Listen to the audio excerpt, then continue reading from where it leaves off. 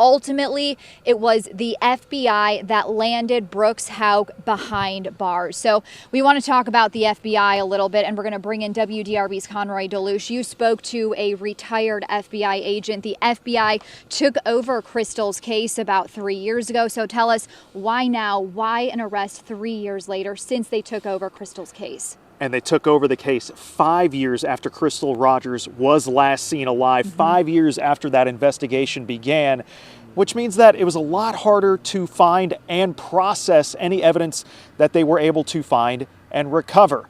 And when I talked to the retired FBI agent, he says they must have found something.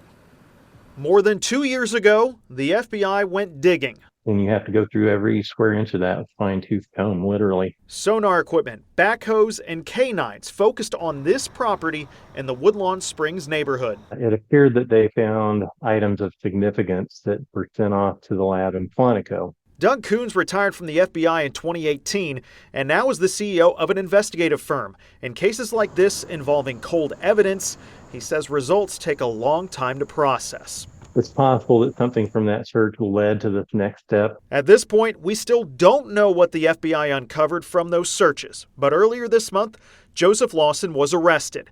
Coons speculates that previously missing piece, plus additional interviews and advances in technology, led to the charges against Brooks Houck. So the investigators have to come up with enough pieces of that puzzle. It doesn't have to be the full puzzle, but it has to have enough to it that a judge is going to say, yeah, I think you've got enough here, I'm going to sign off on it, and then the arrest is made. As the case heads to the courtroom, we'll learn more details of what the FBI recovered. It'll be interesting over the next few months to see how this plays out and how strong the case is. But Coons cautions, just because there is an arrest, this case is far from over.